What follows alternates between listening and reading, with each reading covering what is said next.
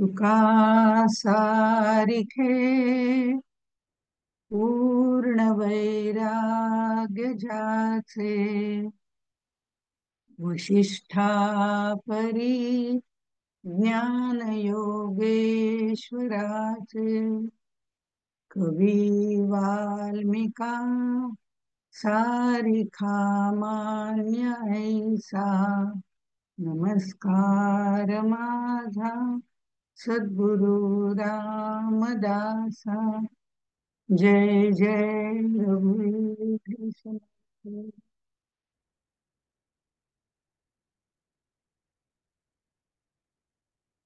आज आपला पुढचा दशक आपण सुरुवात करतोय. दशकाचं नाव आहे जगज्योती नाम आणि त्यातला पहिला समास आहे. त्या पहिल्या समासाचं नाव आहे अंतःकरणी. असं पहिला समास आपण बघणार आहोत. इथे दशक जर बघितलं तर मागच्या दशकामध्ये आपण सहज स्थिती पाहिली होती.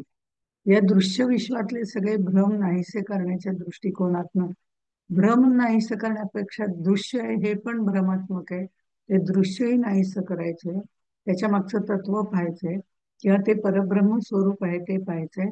आणि जे खरं आहे ते आपल्याला ओळखून घ्यायचंय. त्यातला जो भ्रम आहे तो आपल्याला दूर करायचा आहे. आणि ते जे दूर करण्यासाठी जे सप्त संकेत आपल्याला चौथ्या दशकामध्ये सांगितले होते ते असे होते: संगत्याग आणि निवेदन, विधेय स्थिती अलिप्तपणा, सहज स्थिती उन्मनी विज्ञान, हे सप्तही एक रूप श्रीराम. हे दशक चौथ्यामध्ये भक्तीचा जो समास होता, नवविधा भक्ती, त्याच्यामध्ये हे पादसेवन भक्तीमध्ये सांगितलेलं आहे. हे सप्तसंकेत विस्ताराने तिथे नुसतं बीजारोपण केलं होतं. त्यातलं जे सहज स्थिती कशी असते ते आपण मागच्या दशकामध्ये पाहिलं. पूर्ण दशकामध्ये तो विषय होता. हळूहळू पण असं स्पेसिफिकली ही सहज स्थिती इथे सांगितली आहे असं कुठे म्हटलेलं नाही. पण हे 9 ते 15 जे दशक आहेत, हे 9 ते 15 दशक या उन्मनी संगत्याग निवेदन विधेय स्थिती याचं 9 ते 15 वर्णन करणारे हे सप्त संकेत, त्याचं वर्णन या 9 ते 15 या दशकांमध्ये केलेलं आहे. जाता जाता उन्मनी अवस्थेपर्यंत कसं जायचं, सहज स्थिती कशी बांधवायची, हे आपल्याला त्यांनी सांगितलेलं आहे. हे सप्त संकेत म्हणजे संगत ते ह्या वेळच्या ह्याच्यात दशक 10 जगज्योती नाव दशकाचं नाव आहे. तर ते जे नाव आहे त्याच्यामध्ये उन्मनी अवस्था आपल्याला सांगितलेली आहे. आता या ह्याच्यामध्ये आपण जर विचार केला तर मानव जी आहे ती मनूची संतती आहे. आपल्याकडे पुराण कथेमध्ये, भागवतामध्ये, पुराण कथांमध्ये वेगवेगळ्या सांगितलेलं आहे की मानव ही मनूची संतती आहे.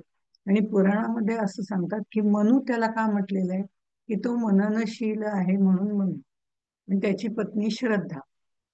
रूपकात्मक गोष्ट आहे आणि पुराणांमधल्या कथा रूपकात्मक असतात, त्यातला अर्थ आपण घ्यायचा असतो. तर जर त्याची संतती आपण आहोत तर त्याचा मनूचा जो मननशील हा गुण आहे किंवा त्याची पत्नी श्रद्धा आहे असं म्हटलंय, म्हणजे ती पत्नी ही अर्धांगी असते या पद्धतीने वर्णन केलेलं आहे. त्या दृष्टिकोनाने जर आपण बघितलं तर श्रद्धापूर्वक मनन करणं तत्वाचं हे आपल्यामध्ये आलेलंच आहे. पण मनूची संतती असल्यामुळे मनन करणं आपल्यामध्ये आहे. पण त्याची पत्नी श्रद्धा असल्यामुळे श्रद्धा आपल्या अंतःकरणामध्ये आहे. अशी श्रद्धा आणि मनन या दोन गोष्टी आपल्याला लागतात. मनन आणि चिंतन कसं करायचं हे आपण मागच्या वेळेला बघितलं होतं जाता जाता, की आपण मनन कधी करायचं, ते एकांतात असतो तेव्हा मनन करायचं. तीच गोष्ट पुन्हा पुन्हा आठवून आपण त्याचं नंतर चिंतन म्हणा मनन म्हणा असं करतो. नंतर मग ते दोघांमध्ये कथयन, हे कथयन कुणामध्ये आहे हे पुराणात सांगितलेलं आहे की त्याचं कथन करावं. कथन कसं करावं तर ते आपल्यापेक्षा जो लहान असेल त्याच्यासाठी कथन करावं, त्याला सांगावं. त्याला सांगताना मला कळतंय म्हणून मी सांगितलंय असा भाव कुठेही नसावा. उलट असा भाव असावा की मला काही कळलंय का, आणि मला कळलंय ते दुसऱ्याला सांगता येत आहे का. पण दुसऱ्याला सांगताना स्वतःला अभ्यास करावा लागतो. ह्या सगळ्या भावना मनामध्ये ठेवून मग त्याचं कथयन आपल्यापेक्षा अभ्यासाने म्हणा वयाने म्हणा लहान असेल त्याला सांगावं. जर त्याची ऐकण्याची मनस्थिती असेल तर. हा पुन्हा एक क्लॉज त्याच्यामध्ये आहे. कारण त्याची जर ऐकण्याची मनस्थिती नसेल तर आपण सांगण्यात काही पॉइंटच नसतो ना. कारण ते त्याच्या डोक्यातच शिरणार नाही. अशा पद्धतीने कथयन करायचंय, मनन करायचंय, कथन करायचंय, म्हणजे चिंतन करायचंय, कथयन करायचंय. आणि नंतर परस्पर चर्चा करायची. चर्चा कोणाबरोबर करायची? आपल्या समबुद्धीची लोक जी असतील, तत्वज्ञानामध्ये आपल्या बरोबरची जी लोक असतील, अशा लोकांबरोबर चर्चाही करायची. त्यात प्रश्न उत्तर असतील. आणि प्रश्न उत्तरही आपण बघितलं की पुराण काळापासून, उपनिषद काळापासून प्रश्नोत्तरांचीच परंपरा आपल्याकडे आहे, की शिष्याने प्रश्न विचारावा आणि सद्गुरूंनी त्याचं उत्तर द्यावं. अशा पद्धतीने परंपराच आहे आपली. त्यामुळे हे प्रश्नोत्तर किंवा ही चर्चा जी आहे ती समबुद्धीच्या लोकांबरोबर करावी. आणि सद्गुरूंच्या बाबतीत आपण बघितलं, ते आपल्याला शिकवतात आणि आपली परीक्षा घेतात. हे सगळं आपलं मागच्या समासामध्ये झालेलं, मागच्या शेवटच्या समासामध्येच झालेलं आहे. चिंतन कथन. इथे श्रद्धा आणि मननशीलता आपल्यामध्ये नक्कीच आहे. आणि श्रद्धावान लभते ज्ञान असं म्हटलेलं आहे, भगवद्गीता सांगते. आणि ही श्रद्धा कोणावर ठेवायची? तर संत सांगतील त्याच्यावर श्रद्धा ठेवायची. कारण संत संगतीमुळे आपली दृष्टी बदलते आणि संतांसारखी सहज स्थिती आपल्याला प्राप्त होते. हे आपण मागच्या वेळेला बघितलं. आता दुसरा संकेत जो आहे उन्मनी, तो याच्यामध्ये सांगितलेला आहे. हा दुसरा सांगताना त्यांनी दशकाचं नाव जगज्योती असं ठेवलेलं आहे. जगामध्ये जी प्रचंड कार्यशक्ती आहे, जी ज्ञशक्ती आहे, क्रियाशक्ती आहे, जी सर्वत्र काम करते, ती त्या शक्तीला जगज्योती असं म्हणतात. ती शक्ती आहे म्हणूनच सगळीकडे कार्य होताना आपल्याला दिसतं. उत्पत्ती स्थिती लय याचंही कार्य होताना दिसतं, की आपल्या क्रिया ज्या वेगवेगळ्या आपण करतो, खाणं पिणं उठणं बसणं, या ज्या क्रिया चाललेल्या आहेत, माणसाची सुद्धा उत्पत्ती स्थिती लय त्याप्रमाणे चाललेलं आहे. ह्या सगळ्या क्रिया ज्या आहेत ती त्या क्रियाशक्ती जी आहे, ती ज्ञशक्ती जी आहे तिला क्रियाशक्ती असं म्हटलेलं आहे.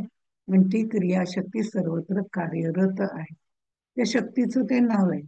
आणि या शक्तीलाच उपनिषद काळात हिरण्यगर्भ असं म्हणत असत. आपण हिरण्यगर्भाचं उदाहरण दिलं होतं, की वांग जर घेतलं तर त्याच्या वरचं जे देठ असतं ते मागे झालेलं आहे, की ते देठ काढल्यानंतर वरती जो छोटा असा गोल पांढरा असतो तो म्हणजे हिरण्यगर्भ. पृथ्वीच्या बाबतीत नाही, ब्रह्मांडाच्या बाबतीत जे वरचं टोक आहे ते हिरण्यगर्भ तिथे आहे. ब्रह्मांड म्हणजे अनेक ब्रह्मांड लगडली ती सगळी त्याच्यामध्ये येतात. त्याच्यावरती जो पण आहे तिथनं सगळा प्रकाश टाकला जातो. हा प्रकाश टाकला जातो ज्या वेळेला असं वांग गोल असतं, वर्ण प्रकाश टाकला तर तो असा पसरतो. इथे मध्ये जो आहे असा प्रकाश पसरतो. त्यावेळेला अगदी जो तळात आहे त्या तळातल्या याला प्रकाश लागत नाही. वरती प्रकाश भरपूर असतो म्हणून वरती 7 लोक जे आहेत ते द्यू लोक वगैरे जे सगळे आहेत, महातपा जना वगैरे असं सांगितलेले, ते सगळे प्रकाशित झालेले. आणि खालचे जे आहेत अतल वितल सुतल नरक वगैरे हे सप्त वरचे लोक, सप्त खालचे पाताळातले लोक, असे जे पाताळ लोक वगैरे जे आहेत तिथे अंधार आहे. कारण आपोआपच त्या हिरण्यगर्भाचा प्रकाश तिथपर्यंत जात नाही. नाही म्हटलं तरी ती क्रियाशक्ती त्यांची तेवढी नसते. असली तर ती विरोधी या तमोगुणाकडे झुकणारी अशीच प्रवृत्ती त्यांच्यामध्ये पण दाखवली जाते. म्हणून अतल वितल सुतल वगैरे जे नरक नरक वगैरे जे आहे त्या ठिकाणी प्रकाश नाही. आणि वरती जर बघितलं तर सगळं प्रकाशित झालेलं दृश्य आपल्याला दिसतं. तर हो, थोडक्यामध्ये प्रत्येक प्राणी मात्राची निर्मिती सुद्धा जर आपण बघितली तर ती उभेपासून होत असते. इथे प्रकाशमय जग असले तिथे उत्पत्ती होत असते. आणि मधला जो भूतल आहे तिथपर्यंत प्रकाश नक्की येतो. त्याच्या खालच्या नरकाला किंचितसा प्रकाश पुरतो आणि बाकी मग मात्र सगळे अंधारात आहेत असं वर्णन केलं जातं.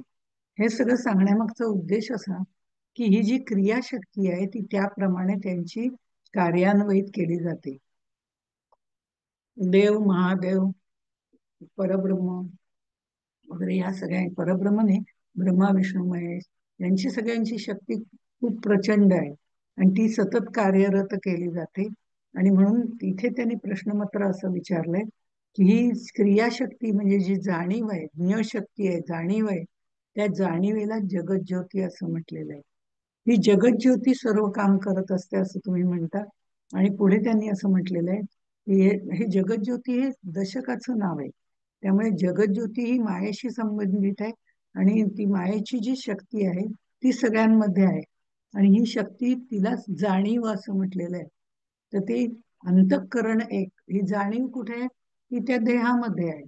त्यामुळे देहामधली जी जाणीव आहे ती सगळ्यांची एक आहे असं आपण गृहीत धरलं.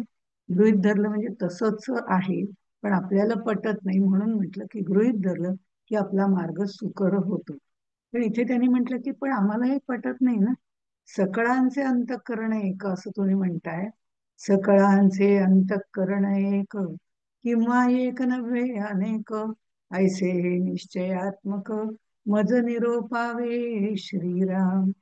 याचं उत्तर देताना समस्तांचे अंतःकरण देक निश्चयो जाणावा नेमक, हा प्रत्ययाचा विवेक तुझो निरोपला श्रीराम. सर्वांचं अंतःकरण एक आहे, सर्वांची जाणीव एक आहे, हे समर्थांनी सांगितल्यावरती शिष्याला प्रश्न पडतो की हे कसं काय शक्य आहे? सगळ्यांचं जर अंतःकरण एक असेल तर एकमेकांशी भांडतात कशाला? सगळ्यांचं जर अंतःकरण एक असेल तर माझं तुझं असं कशाला? नाही का? त्यामुळे ही भांडणं कशाला झाली असती? सगळ्यांचं अंतःकरण एक असतं, तर जे तुमच्या अंतःकरणात आहे तेच माझ्या अंतःकरणात असेल तर भांडणं होण्याचा प्रश्नच येत नाही. एक जेवला की सगळ्यांचं पोट भरलं पाहिजे की नाही? कारण सगळ्यांचं अंतःकरण, जेवण्याची जाणीव. जर मी जेवले आणि मला तृप्ती झाली तर मी म्हणेन मी जेवले, आता तुम्हाला सगळ्यांना जेवायची काही गरज नाही, कारण माझं आणि तुमचं अंतःकरण एक आहे. तर असं का होत नाही? मलाही भूक लागते, त्यालाही भूक लागते, कुत्र्या मांजरालाही भूक लागते, सगळ्यांनाच भूक लागते. त्या एक मेला की सगळेजण मेले असं का नाही होत? सर्वांची जर एकच असेल जाणीव, तर साप चावायला आला की माणूस पळून जायला, साप आपल्याकडे आला की माणूस घाबरून पळतो. किंवा माणसाने सापाला मारायचं ठरवलं तर तो काठी घेऊन आला तर साप पळत सुटतो. म्हणजे कोणीतरी एक पळत सुटतं, कोणतरी एक मारतं, ही काही जाणीव वेगवेगळी आहे प्रत्येकाची, असं नाही का? हा सगळा विरोधाभास असेल तर जाणीव म्हणजे अंतःकरण, आणि अंतःकरण सगळ्यांचं एक आहे म्हणतात, हे काही पटत नाही. तर त्यांनी म्हटलंय अंतःकरण म्हणजे जाणीव, जाणीव जाणता स्वभाव, देह रक्षणाचा उपाव, जाणती कळा श्रीराम. सर्प जाणो न डंखू आला, प्राणी जाणो न पळाला, दोहीकडे जाणीवेला बरे पहा श्रीराम. सगळे प्राणी अन्न खातात, प्रत्येकाची भुकेची जाणीव सारखी आहे. वेगवेगळे लोक वेगवेगळ्या तऱ्हेचं अन्न खातात, वेगवेगळे लोक वेगवेगळ्या प्रकारे अन्न बनवतात, वेगवेगळे लोक वेगवेगळ्या प्रकारे ते ग्रहण करतात. त्याची पद्धत सुद्धा प्रत्येकाची वेगवेगळी आहे. आता इकडची वेगळी आहे, जपानची वेगळी आहे, चहा आपण पितो तिकडचे लोक पितात, याच्यात फरक आहे. असं सगळीकडे प्राणी अन्न खातात हे बरोबर आहे.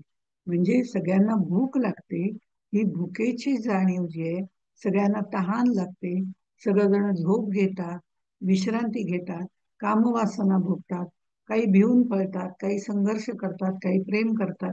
या ज्या जाणीवा आहेत, या सगळ्यांच्या जाणीवा मात्र एकच आहे.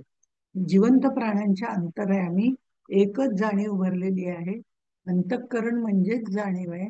आणि त्या अंतःकरणात प्रत्येकाच्या अंतःकरणात भुकेची, झोपेची अशी जी जाणीव आहे ती आहे. त्यामुळे सगळ्यांचं अंतःकरण एक आहे असं मी म्हटलं.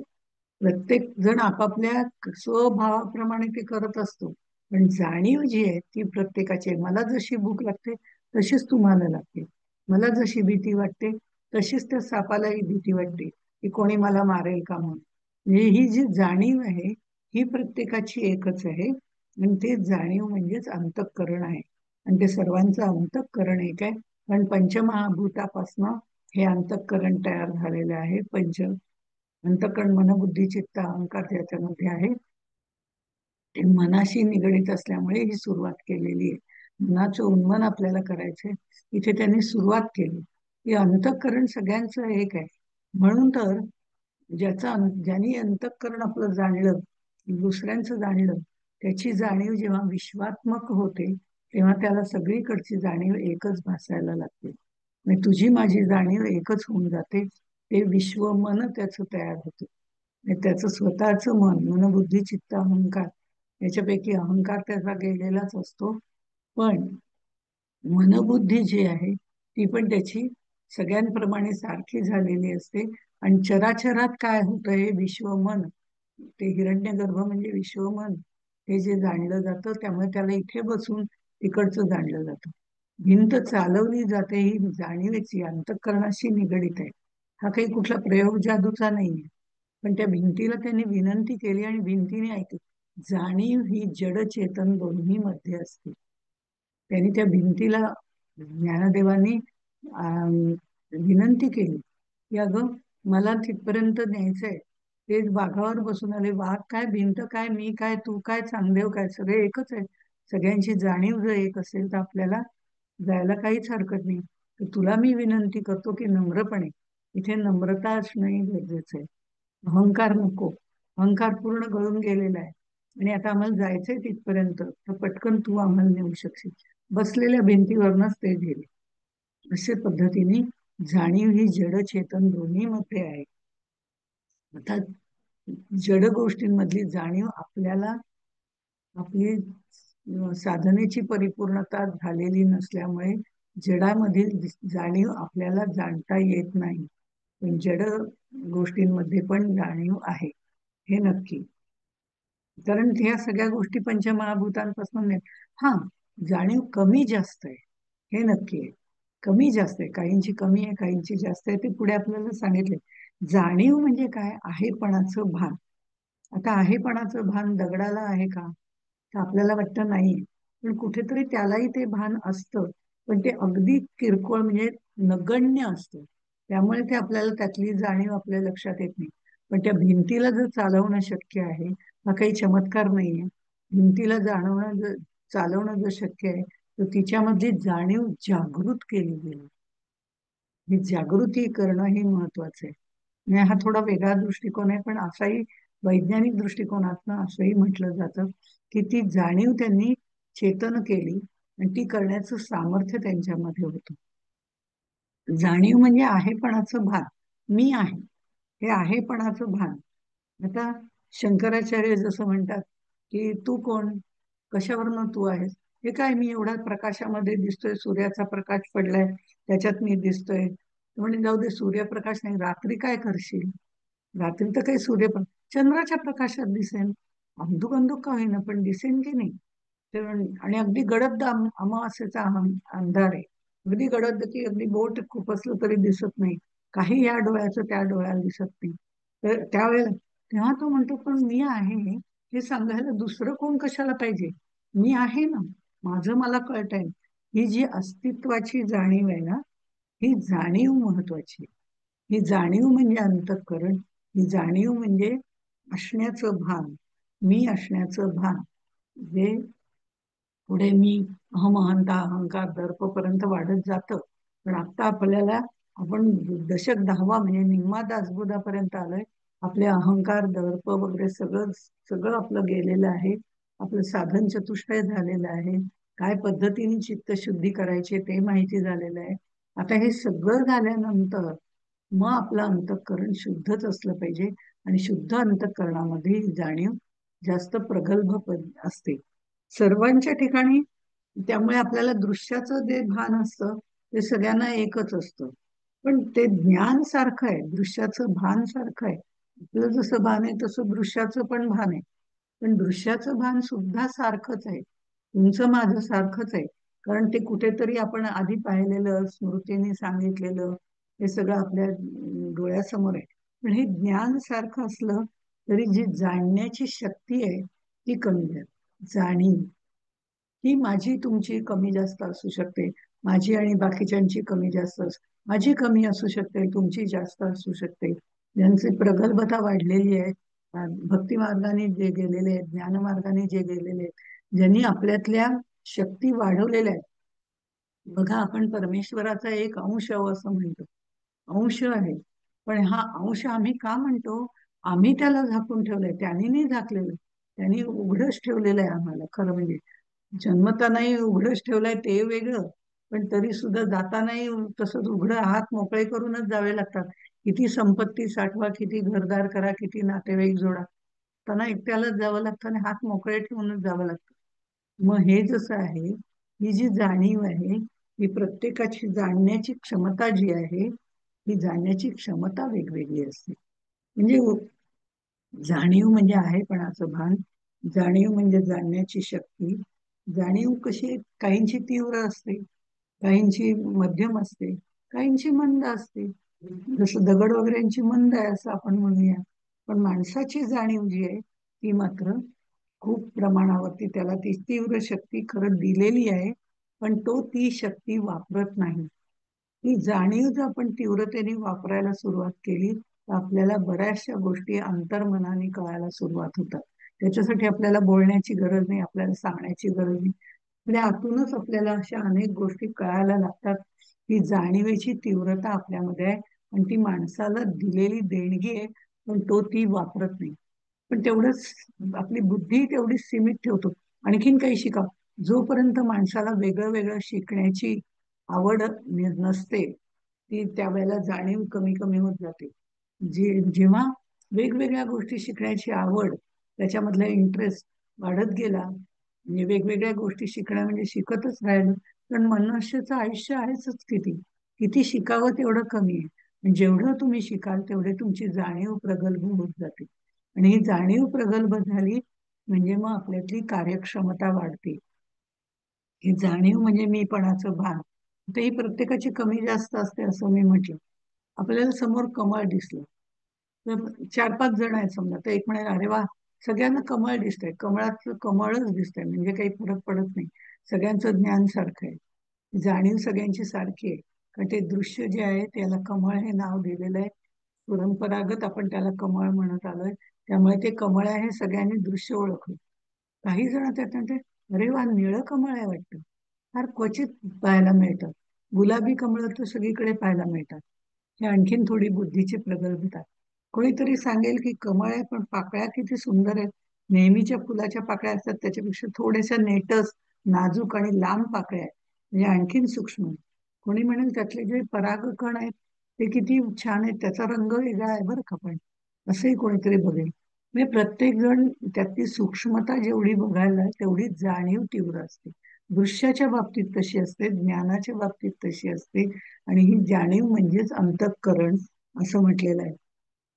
या अंतःकरणाबद्दल म्हणजे अंतःकरण पंचकामध्ये ही जाणीव येते. तर म्हणून त्यांनी असं म्हटलंय, जाणीव रूपे अंतःकरण सकळांचे एक प्रमाण, जीव मात्रास जाणपण एकची असे श्रीराम. एके दृष्टीचे देखणे, एके जिव्हेची चाखणे, ऐकणे स्पर्शणे वास घेणे, सर्वत्रास एक श्रीराम. आता याच्यामध्ये जाणीव रूपाने अंतःकरण सगळ्यांचं एकच आहे. पण पंचमहाभूतांपासूनच हे सगळं बनलेलं आहे, त्यामुळे सगळ्यांचं अंतःकरण खरं सारखंच आहे. हे पटवून देण्याकरता त्याने आणखीन काही उदाहरणं दिली. ते अंतःकरण एक आहे, जाणीव एक आहे, असं मी म्हणतो. जिभेने चव बघणे हे सगळ्यांचं एकच आहे, की सगळेजण जिभेनेच म्हणजे त्याची चव बघतात. नाकाने चव बघितली आणि डोळ्यांनी वास घेतला असं होत नाही. ही पंच ज्ञानेंद्रिय जशी भगवंताने निर्माण केली, जशी माझी केलेत, प्राण्यांची केलेत, तुमची केलेत, देवतांची केलेत, सगळेजण त्याच पद्धतीने त्याचा स्वाद घेतात. म्हणजे जिभेने चव घेतात, कानाने ऐकतात, नाकाने वास घेतात, त्वचेला स्पर्श कळतो. हे सर्वांचं, ही जाणीव जी आहे ना, ती सर्वांची एक आहे. ती जाणण्याची कला सर्वांची एकच आहे. गीतेमध्ये श्लोक आहे, पश्चिम शृण्वन् स्पृशेन जिघ्रन, असा. ह्या सगळ्या ज्या गोष्टी पंचज्ञानेंद्रियांच्या आहेत त्याच्याबद्दल.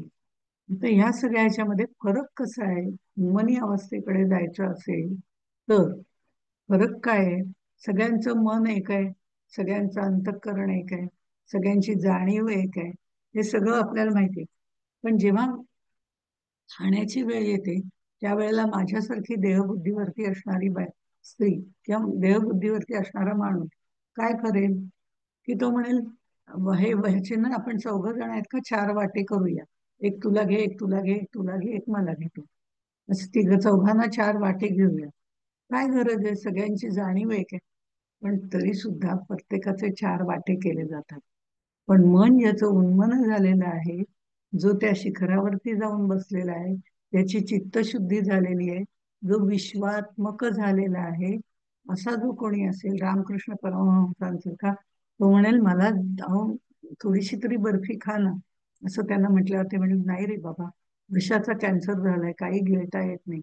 काही गिळता येत नाही म्हटल्यावरती घशाचा कॅन्सर झालाय, ते म्हणजे ठीक आहे ना, मी नाही खाल्लं तरी काही फरक पडत नाही, सगळ्यांची जाणीव एकच आहे. या सगळ्या लोकांना प्रसाद म्हणून ती बर्फी वाटून दे, जे आता इथे आहेत त्या सगळ्यांच्या मुखाने मीच खाणार आहे. कारण सगळ्यांचं अंतःकरण एकच आहे, सगळ्यांची चव बघण्याची पद्धत एकच आहे, सगळ्यांची जाणीव एकच आहे. बर्फी त्यांना गोड लागली तशीच मला लागणार आहे, आणि त्या बर्फीचं रंगरूप स्वाद जो आहे तो त्यांना लागणार आहे, तोच मला लागणार आहे. मी त्यांच्या रूपाने, हे मनाचं उन्मन झाल्याशिवाय होत नाही. विश्वाकार, ते विश्व मन आपल्याशी एकरूप करून घेणं म्हणजे उन्मनी अवस्था आहे. पण हे कळण्यासाठी आधी सगळ्यांची जाणीव एक आहे, अंतःकरण एक आहे, अशी उदाहरणं त्यांनी दिलीत. आणि ही सर्वांची जाणण्याची कला.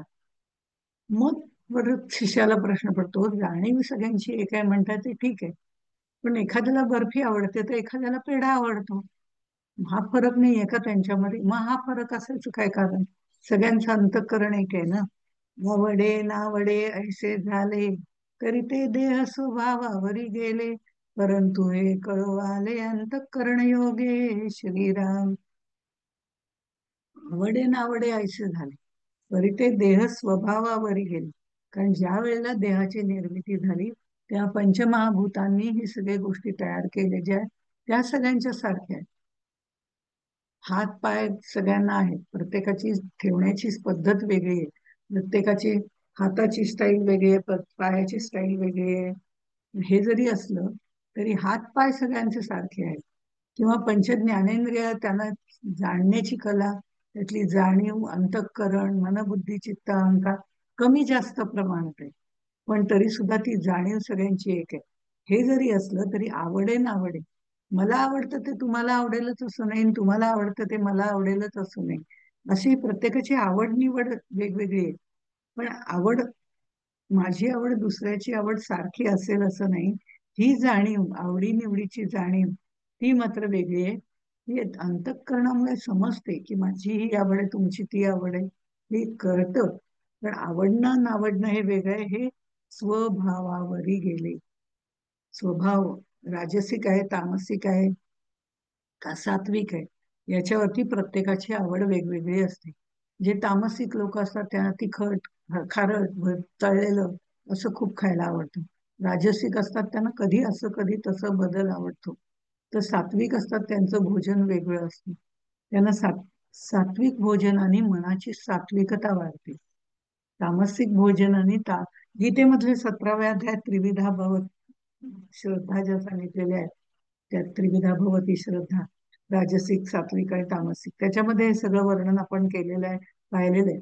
आणि खरं म्हणजे दासबोध हा भगवद्गीतेचा पूर्णपणे स्वैर अनुवाद आहे. म्हणजे अगदी शब्दशः त्या श्लोकाप्रमाणे अर्थ असं सांगितलेलं नाही, पण बऱ्याचशा गोष्टी गीतेमधल्या ज्या आहेत कर्मयोगाप्रमाणे त्या घेतलेल्या आहेत. कर्मयोगाप्रमाणे घेतलेल्या आहेत, आचरणातल्या घेतलेल्या आहेत, बऱ्याचशा गोष्टी घेतलेल्या आहेत. कारण गीता पण एवढीच महत्वाची आहे. आणि ते सर्वोपनिषदो गावो दोघा गोपाल नंदना असं म्हटलेलं आहे. त्यामुळे उपनिषदांचं सार त्याच्यामध्ये आलेलं असल्यामुळे तशा पद्धतीने म्हटलंय. ही आवड जी आहे ना, ती देह स्वभाव. मला ही फुलं आवडतात, दुसऱ्याला दुसरी फुलं आवडतात, कोणाला छान रंगाची आवडतात, कोणाला भडक रंगाची आवडतात. ही प्रत्येकाची आवड सत्वरजतमानुसार त्याच्या गुणांप्रमाणे. कारण पंचमहाभूतांपासून जरी देह बनला असला तरी त्या व्यक्तीमध्ये सात्विक गुण किती आहे, राजसिक गुण किती आहे, तामसिक गुण किती आहे, याच्यावरती त्याची आवड निवड निर्माण झालेली असते. ह्याच्यात बऱ्याचशा गोष्टी, इतर गोष्टी मिळालेल्या आहेत. त्या मिळालेल्या गोष्टी बाजूला सारल्या तर मात्र सगळ्यांचं अंतःकरण, सगळ्यांची जाणीव एकच आहे, असे त्यांनी इथे सांगितले. किडा मुंगी पासुनी ब्रह्मादिक समस्तास अंतःकरण एक, ये गोष्टीचे कौतुक प्रत्यय पाहावे श्रीराम. आता किडा मुंगी प्राणी या सगळ्यांची जाणीव एक आहे. मुंगी आहे म्हणून तिची जाणीव वेगळी आहे का? तर नाही. आता समर्थानेच एका ठिकाणी कुठल्या ओळीत कुठल्या समासात लक्षात नाही, पण त्यांनी म्हटलंय मुंगीस मुताचा पूर. मुंगीस मुताचा पूर म्हणजे मुंगी आहे. मुंगी रस्त्यावरनं चालली, बाजूने हत्ती चाललाय आणि हत्तीला लघुशंका आली. लघुशंका म्हणणं ही कठीणच आहे, कारण मूत्र विसर्जन त्यांनी केलं तर धो धो धो धो पडल्यासारखं त्या मुंगीच्या दृष्टिकोनातून विचार केला तर ती म्हणे, अरे बापरे, पूर कुठनं आला? तर इथे काही नव्हती. तिला तो पूर वाटतो, पण हत्तीला तो पूर वाटतो का? हत्ती आवाड आहे, काया भरपूर मोठी आहे त्याची, त्याला तो पूर वाटत नाही. तो त्याचं ते नेहमीची उत्सर्जनाची क्रिया आहे, तो ती करतो आणि पुढे जातो निघून. मुंगीला मात्र तो पूर आल्यासारखा वाटतो. हा पुराचा ओघ आमच्या बाबतीत म्हटलं तर आम्ही तिकडनं चाललोय, तर आम्ही म्हणून नाही, ठीक आहे, हा काय पूर नाही, हा त्याचं मूत्र विसर्जन चाललंय ते चालू दे, पण बाजूने जातो, आपल्याला भीती नाही वाटत. मुंगीला भीती वाटते, आपल्याला भीती वाटत नाही, त्याला तर ती सहज क्रिया होऊन जाते. अशा तीन प्रकारे होऊन जातं. मग हे काय? हे प्रत्येकाच्या स्वभावानुसार होतं. हे प्रत्येकाच्या गुणागुणेश वर्तन ते याप्रमाणे होतं. भयाची हे आपल्याला वाटत नाही, कारण आपल्याला तिथली सत्य परिस्थिती काय आहे, ते दृश्य काय आहे, या सगळ्याची जाणीव झालेली असते. ही जाणीव आपल्यातही आहे, मुंगीतही आहे. पण सुनामी आली तर आम्ही सुनामीच्या ठिकाणी आहोत आणि सुनामी आली तर आमची स्थिती मुंगीला मुताचा पूर तशा पद्धतीनेच असेल. पण ती सुनामी समुद्रामध्ये आहे, झालीये, हे सगळं ज्ञान आम्हाला असेल, पण त्यावेळेला ज्ञान असून काहीही उपयोग होणार नाही, कारण ती सुनामीच्या लाटा 10-10 फूट आणि 15-15 फूट उंच जर असतील, त्याही पेक्षा जास्त असतील, तर घरच्या घर उद्ध्वस्त केली जातात. तिथे शिल्लक माणसाचं काय? ते शिल्लक माणसाचं काहीच होणार नाही. म्हणजे ही दोन्ही मधला फरक एवढ्यासाठी सांगायचा की दृश्य वेगळं आहे, दर्शन वेगळं आहे, त्यामागची भावना वेगळी आहे, त्यामागची विचार करण्याची शक्ती वेगळी आहे. ही वेगवेगळी असल्यामुळे आपल्याला ते वेगवेगळं दिसतं. दृश्यही वेगळं दिसतं, सुनामी वेगळं आणि हत्तीच्या बाबतीतलं वेगळं, हे आम्हाला कळतं. मुंगीला बघितलं तर ते कळत नाही, तिला सुनामीच सोडूनच द्या, तिला हे सुद्धा पुरासारखं वाटतं. हे प्रत्येकाची आपापल्या पातळीवरती विचार करण्याची पद्धत आहे. लहान असो मोठा असो, अग्नी असो वायू असो, कोणी असो, म्हणजे हे सगळ्या गोष्टीचं कौतुक जर पाहायला गेलं तर प्रत्येकात हा फरक वरवर आपल्याला दिसतो, पण मुळातली जाणण्याची क्षमता, जाणीव म्हणजे जाणणे, ही जाणण्याची क्षमता प्रत्येकाची एकच आहे. ही मुंगीची आणि माझी सारखीच आहे. तिला फक्त हत्तीच्या वेळेला वाटलं, मला सुनामीच्या वेळेला वाटलं. ही जाणण्याची अंतःकरणातली शक्ती जी आहे, ती जाणीव जी आहे, ही सगळ्यांची एक आहे. आता अग्नीच्या बाबतीत जर मी म्हटलं, अग्नी लहान असो किंवा मोठा असो, हात भाजणार हे नक्की, नाही का? त्यामुळे जाणीव कमी जास्त असते. अग्नी छोटा आहे, निरांजनावरती हात भाजणार नाही. निरांजनाची ज्योत अगदी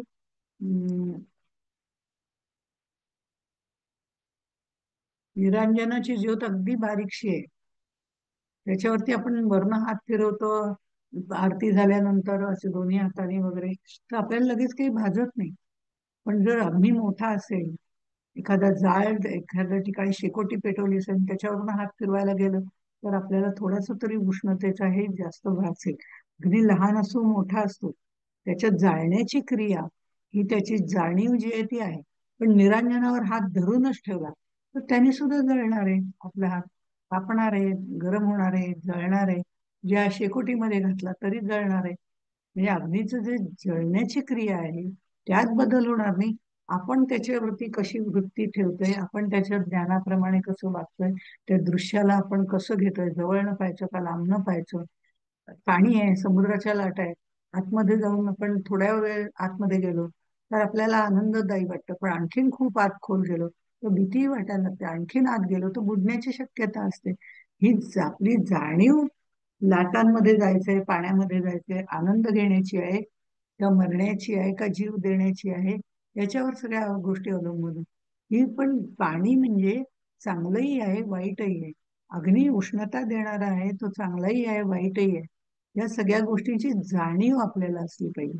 ही सगळी पंचमहाभूत आपल्या शरीरामध्ये आहेत, ते आपल्याला काही करायला हरकत नाही असं म्हणून चालत नाही. प्रत्येकाची सीमितता, प्रत्येकाला सहन करण्याची आपली शक्ती, या सगळ्या गोष्टी पण लक्षात घ्याव्या लागतात. याला स्वभाव. तरी हे देह स्वभावावरी गेले असं त्याने म्हटलंय. इथे आवड नावड हे वेगवेगळे प्रत्येकाची असते, ती देह स्वभावामुळे जाते.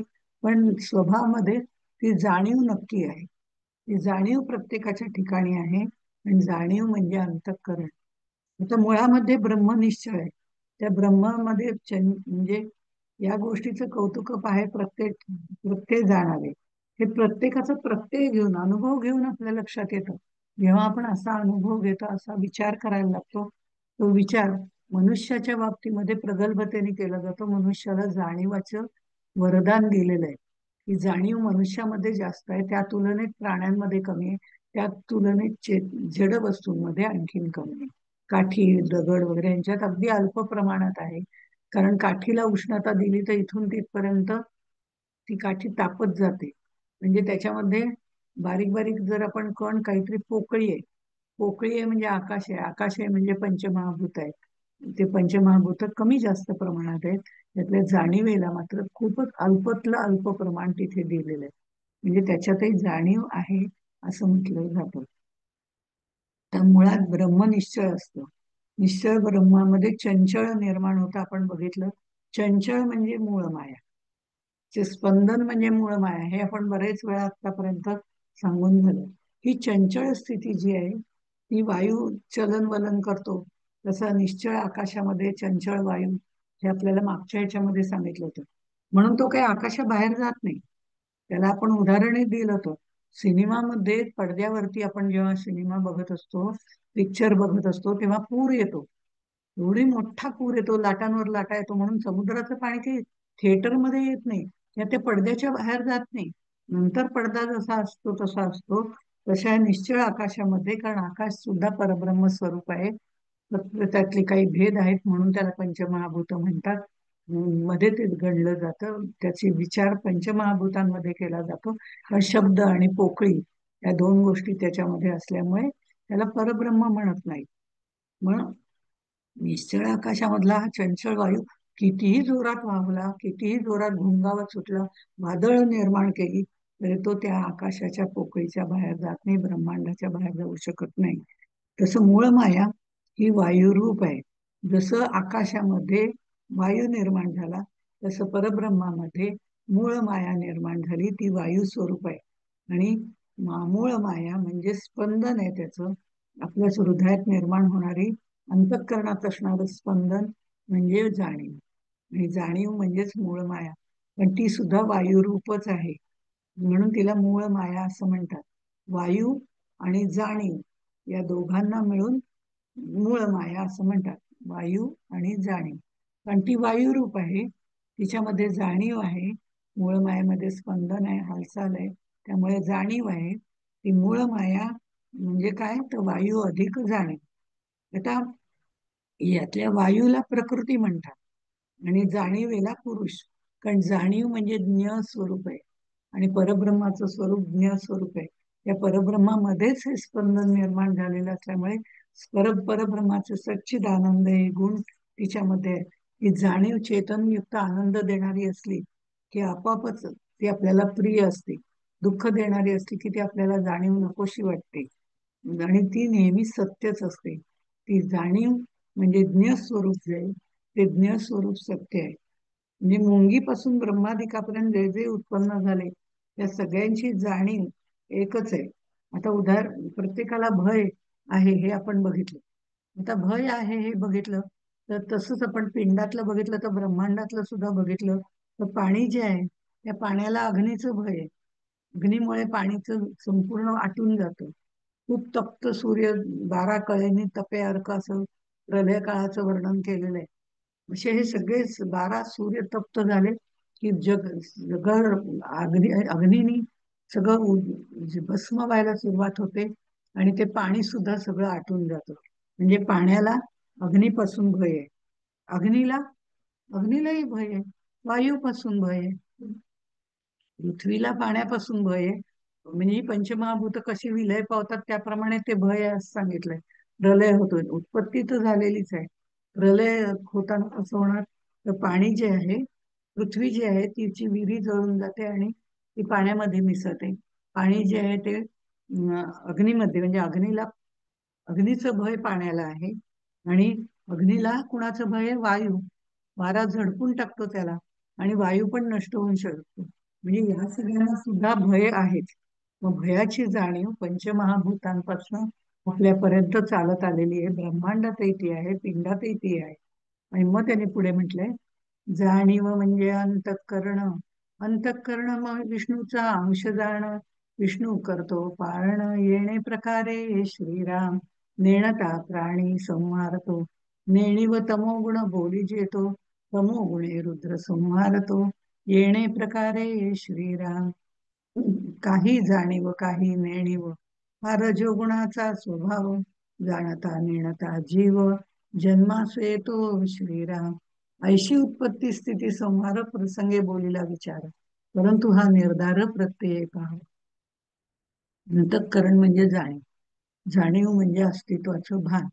यामुळे आपल्याला आपलं अस्तित्व जपण्यासाठी आपण प्रत्येक जण आपल्या देहाचं रक्षण करत असतो.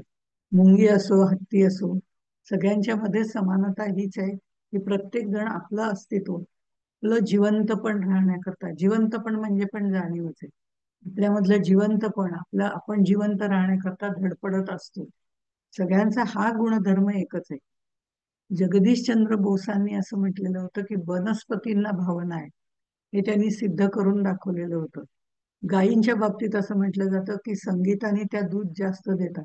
म्हणजे दूध काढताना जो संगीत, म्युझिक थेरपी ज्याला म्हटली जाते, त्याप्रमाणे ते म्हणजे ह्या सगळ्या त्यांच्या भावना उद्दीपित करणं, याच्यासाठी जाणीव त्यांची दूध देण्याची वाढावी, या दृष्टिकोनातून या सगळ्या गोष्टी केल्या जातात. आता याच्यामध्ये जाणीव म्हणजे अंतःकरण आहे. अंतःकरण विष्णूचा अवतार, अंतःकरण विष्णूचा अंश जाण असं म्हटलेलं आहे. अंतःकरण हा विष्णूचा अंश आहे, कारण तो पालन करतो, रुद्र संहाराचं काम करतो. म्हणजे जाणीव म्हणजे ज्ञान आणि नेणीव म्हणजे अज्ञान. अज्ञानामुळे नाश होतो असं सगळं त्यांनी सांगितलेलं आहे. ज्ञानाचं पालन पोषण होतं, अज्ञानाचा नाश होतो. रजोगुणात मात्र जाणीव नेणीव हे दोन्ही असतात. त्यामुळे तिथे काही वेळेला सुख, काही वेळेला दुःख, या दोन्ही भावना, दोन्ही जाणीवा असतात. अशा पद्धतीने हे सगळं सुख दुःख जन्माला येणाऱ्यांना सगळ्यांना असतं. ते त्यांनी दोन्ही सगळ्या गोष्टी आपल्याला अनुभवाव्या लागतात. विष्णू पालन करतो असं त्यांनी म्हटलेलं आहे. आता विष्णू पालन करणारा जो आहे तो, इथे देवी म्हणजे देवाने जे निर्माण केले ते सर्व गुण आपल्याला काही ना काहीतरी उपयोगी पडणारे आहेत.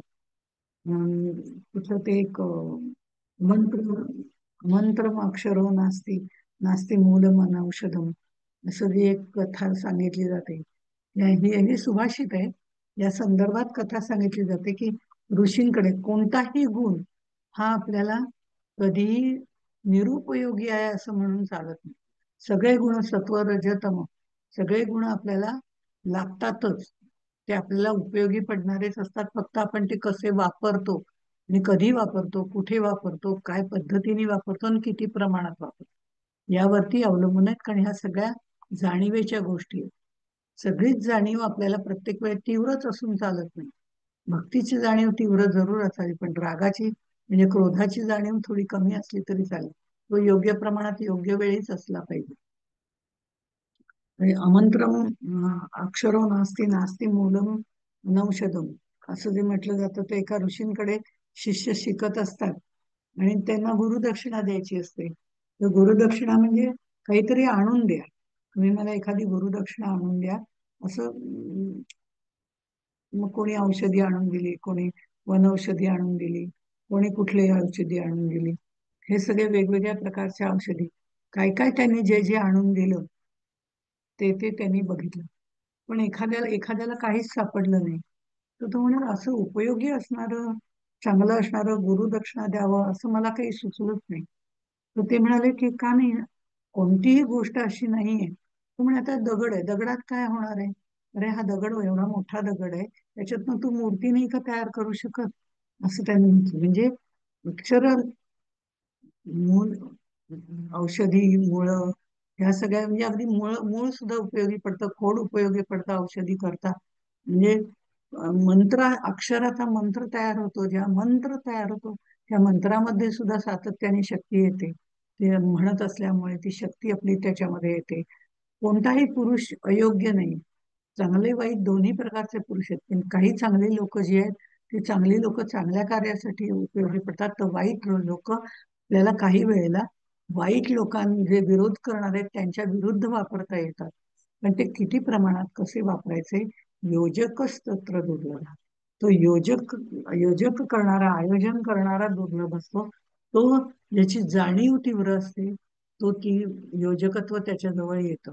आणि म्हणून समर्थ सुद्धा, समर्थांकडे काही दटासी असावे धट, उद्धटासी असावे उद्धट, असं समर्थ जे म्हणतात, त्यांनी काही उद्धट लोक सुद्धा जवळ बाळगली होती आणि काही धट लोक म्हणजे चांगली लोक पण बाळगली होती, काही उद्धट लोक पण बाळगली होती. लोकसंग्रह करण्याच्या दृष्टिकोनातनं ते अतिशय आवश्यक होतं. त्याचं कारण असं की एखादी बातमी गुप्त ठेवायची तर ती कोणाला सांगावी, जो मौनी आहे, जो दुसऱ्याला काही बोलणार नाही, दुसऱ्याला काही सांगणार नाही, त्याला सांगावी. आणि एखादी बातमी पसरवायची असेल तर आपल्याला माहितीये की हे कोणाला सांगू नको बरं, मी तुला म्हणून सांगतोय, असं म्हणून जेव्हा आपण सांगायला जातो तेव्हा ती व्यक्ती ते सगळीकडे पसरवते. ती एकाला सांगते, ती 10 जणांना सांगते, तिची मैत्रीण तशीच असते, ती आणखीन 10 जणांना, आपोआप एक बातमी पसरवली जाते. म्हणजे योजकच तत्र दुर्लभ. योजना करणारा जो आहे तो चांगला व्यवस्थित पाहिजे. म्हणजे आपल्या या जाणीवांचा व्यवहार जो आहे तो सुद्धा करणारा प्रगल्भ बुद्धीचा पाहिजे, त्याच्यामध्ये भगवंताचा अधिष्ठान पाहिजे, साधन चतुष्टय त्याचं झालेलं पाहिजे. तर त्याचं मन विश्वाकार व्हायला सुरुवात होते. आणि विश्वाकार होऊन मग विश्वमन जे आहे ते त्याचंच होऊन जातं, त्याचं स्वतःचं मन त्याला राहतच नाही. त्याच्या मनाचं उन्मन होतं, ते स्वतःचं मन त्याला राहत नाही. म्हणजे नरेंद्र आता नरेंद्र राहिलाच नाही, तो आता लक्ष्मीचा सेवक झालाय, देवीचा सेवक झालाय. अशा पद्धतीने जे वाक्य रामकृष्ण परमहंस म्हणाले होते त्यातून तो आता तो राहिला नाही. म्हणजे आता देहानी आहे, पण देहानी असला तरी आता मनबुद्धीने राहिलेला नाही, त्याची बुद्धी विशाल झाली, विश्वाकार झालेली आहे. असं हे विष्णूचं अंतःकरण. अंतःकरण म्हणजे विष्णूचा अंश. आणि विष्णू करतो पाळण, पाळन करतो.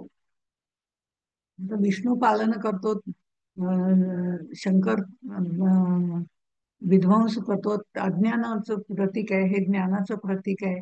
एक अज्ञानाचं म्हणजे अज्ञानाचा नाश करून ज्ञानाकडे जायचंय, हाही अर्थ भक्ती मार्गाच्या दृष्टिकोनातून त्याचा, ज्ञानाच्या मार्गाकडे जाऊन मनाचं उन्मन करायचंय. अशा पद्धतीने एक एक एक एक पायरी पुढे जायचंय. पण हे जसं आहे, आणि आपल्या बाबतीत पण ज्ञानाच्या पातळीवरनं शिष्य विचारतोय ना की हे कसं शक्य आहे, विष्णू पालन करतो म्हणजे तो काय पालन करतो नक्की, आम्हाला काही कळत नाही की तो आमचं कधी पालन करतो आणि कधी शंकर तमोगुणाचा संहार करतो. इथे जाणीव म्हणजे अंतःकरण, अंतःकरण म्हणजे विष्णूचा अंश आणि विष्णू करतो पालन. आता मी समजा स्कूटर चालवते आणि समोरून गाडी आली, जर समोरून गाडी आल्यानंतर जाणीव म्हणजे ज्ञान आहे, जाणीव म्हणजे आपली सुप्त शक्ती जागृत करणं आहे, जाणीव म्हणजे ज्ञ आणि वायुरूप दोन्ही गोष्टी आहेत. हे आपण सगळं मूळ मायेच्या बाबतीमध्ये बघितलं. आणि हे ज्ञ स्वरूप जे आहे त्याचा उपयोग इथे केला तर आपल्या लक्षात येतं. मी स्कूटर चालवते आणि समोरून गाडी आली, समोरून गाडी आल्यानंतर मी ब्रेक केव्हा दाबेन, जेव्हा ती गाडी आली आहे, ती माझ्यावर आता आदळते का काय, त्याच्या आधीच मला थोडंसं ज्ञान होतं आणि मी जोरात ब्रेक दाबते. मला समोरून गाडी आली, ती आपल्याला धडकणार आहे याची जाणीव जेव्हा होते, हे ज्ञान जेव्हा होतं, त्यावेळेला मी ब्रेक दाबते. विष्णूचं काम पालन करण्याचं हे, मी ब्रेक दाबणं आणि गाडी थांबवणं तिथे माझा सांभाळ होतो. हा ब्रेक दाब हे व्यवहारातलं उदाहरण दिलं बरं का, प्रत्येक वेळ. पण मग काहींचे ऍक्सिडेंट होतात, मग कोणाचेच ऍक्सिडेंट व्हायला नको असं आपण म्हणू.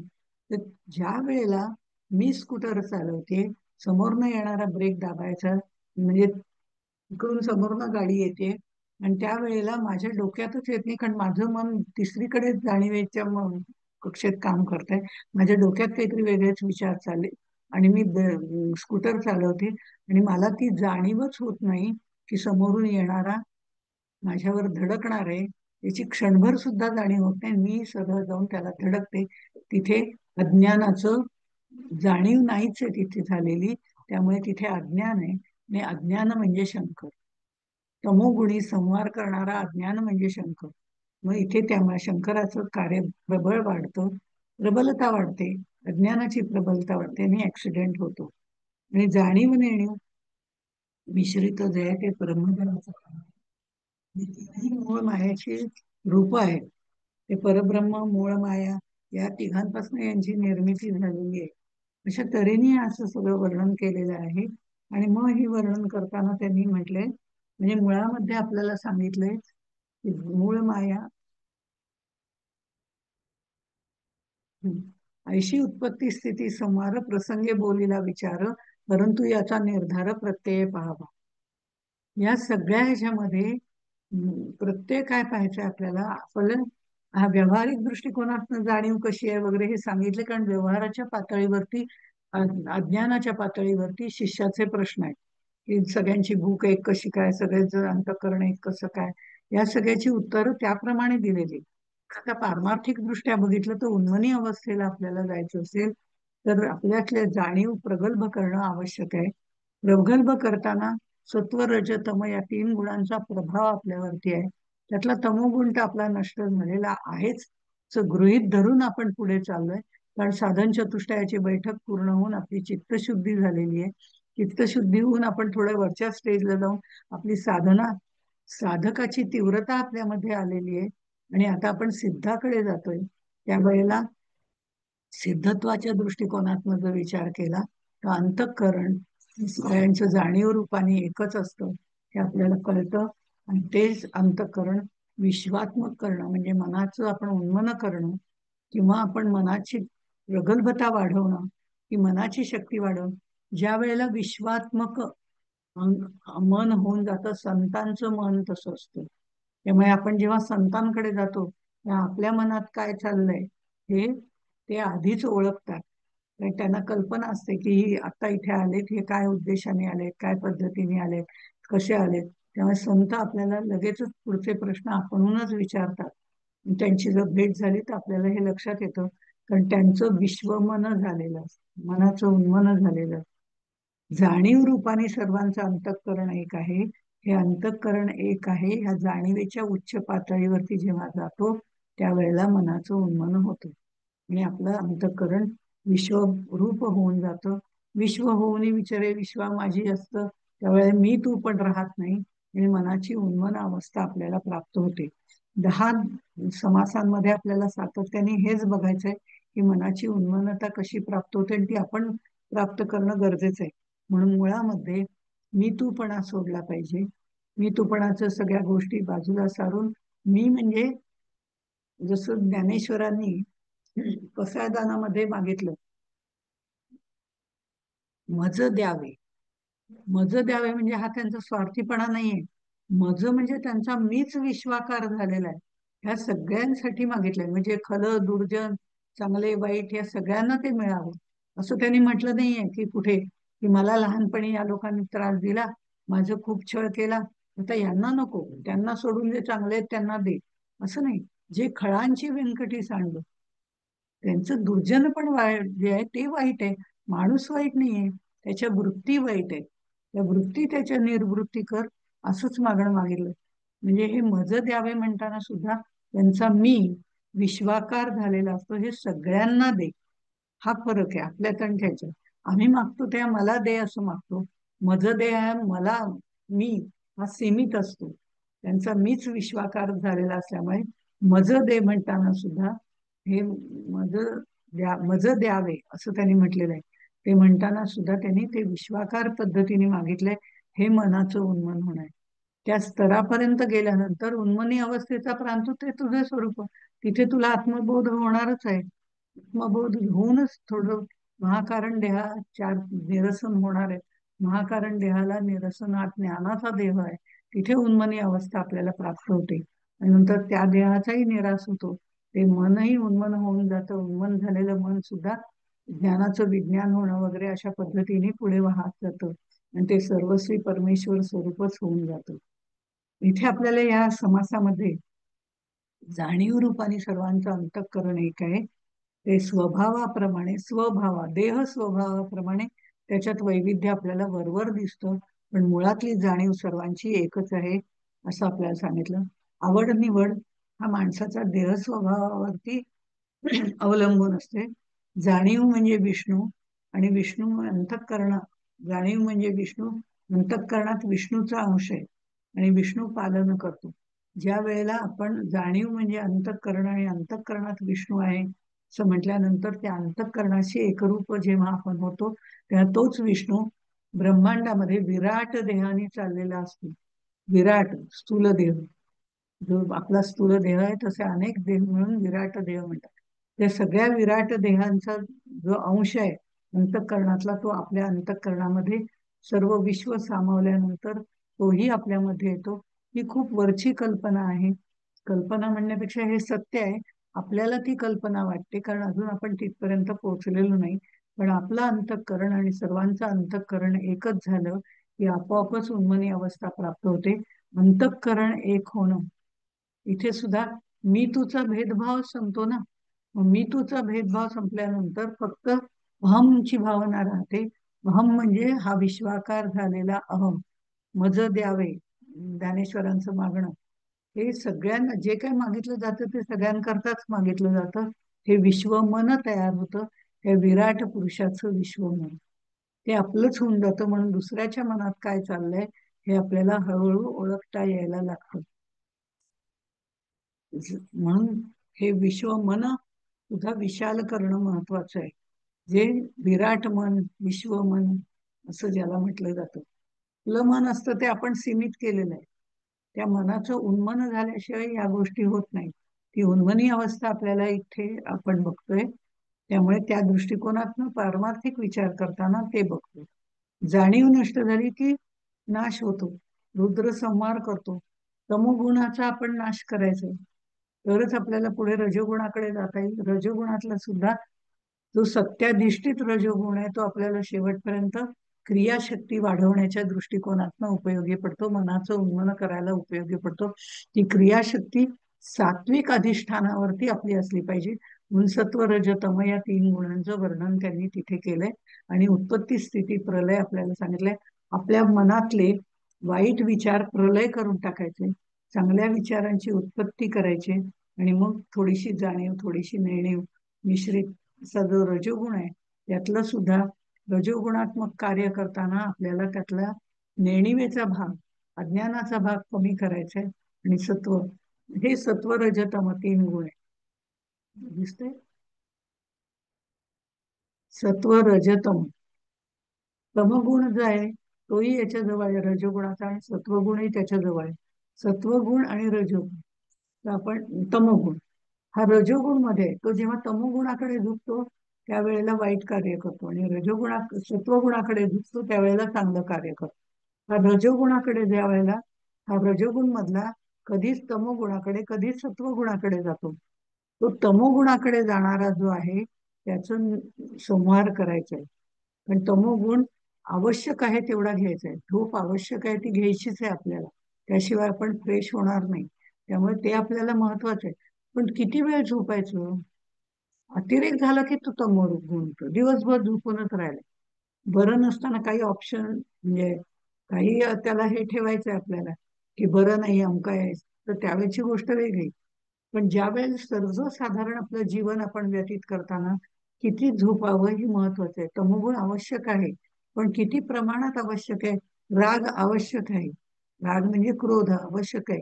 पण किती वेळ कसा आवश्यक आहे, किती प्रमाणात आवश्यक आहे, किती वेळ तो ठेवायचा हे आपल्या हातात आहे. पण हा सत्वगुणावर अधिष्ठित असेल तर चांगलं काम करतो आणि सत्वगुणावर अधिष्ठित रजोगुण ही क्रियाशक्ती वाढवणार आहे. त्यामुळे जाणीव जी आहे ही सत्वगुणाधिष्ठित असावी. त्याच्याशी मिश्रित रजोगुण म्हणजे ब्रह्मदेवाचा अंश तो आपल्याला कार्यरत ठेवणारा क्रियाशक्ती देणार आहे असे हे तिघांचे खरं काम. आतापर्यंत ब्रह्मा विष्णू उत्पत्ती करता ब्रह्मा उत्पत्ती करते, ब्रह्मा विष्णू महेश उत्पत्ती स्थिती लय करणारे आहेत, अशा पद्धतीने आपण बघत आलो. आणि त्याप्रमाणे विष्णूंनी उत्पत्ती केली तर ब्रह्माने त्याचं पालन केलं, आणि शंकराने म्हणजे रुद्राने त्याचं संहार केला. याच गोष्टी आपण बघत गेलो. किंवा सत्व रजतमाचं जे कार्य आहे ते करत गेले. पण आत्ताच जो आहे तो जाणीवीची संदर्भात जो आहे ते करताना मात्र आपण विष्णूचा अंश आहोत. ती सात्विक बुद्धी वाढवायची, त्या सात्विक बुद्धीची जाणीव वाढवायची, आणि मग रजोगुणाला सात्विक अधिष्ठान द्यायचंय, आणि त्याच्यानी आपल्याला क्रियाशक्ती वाढवायची. त्या क्रियाशक्तीने साधने करून, निरनिराळी उपासना साधनं करून मग आपल्याला साधन चतुष्टयाची बैठक परिपूर्ण झाल्यानंतर साधना करत करत हळूहळू मनाची उन्मनी अवस्था करायची, ते मन विश्वाकार करायचंय, तिथपर्यंत जायचंय. अशा पद्धतीने प्रवास हा सांगितलाय. ही जाणीव जी आहे ती म्हणजे मीची सूक्ष्म जाणीव.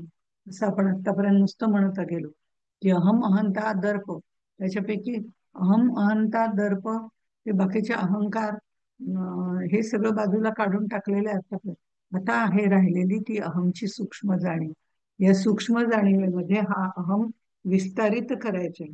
हा अहम असा विस्तारित करायचा की तो विश्वात्मक झाला पाहिजे. मी तू पण तिथे राहणार नाही. जे काही येते आम्ही, आतापर्यंत मी माझे मला चाललं होतं ते सगळं बाजूला करून आता अहम फक्त म्हणजे आम्ही, या दृष्टिकोनातनं आपण तिथपर्यंत पोहोचायचंय. ह्या उन्मनी अवस्थेसाठी ही जाणीव प्रगल्भ करणं हे आपल्या हातात आहे. ते आपलं कार्य आहे. ते जाणीव प्रगल्भ करत आपण तिथपर्यंत पोहोचू. एवढं म्हणून मी इथे थांबते. जय जय रघुवीर.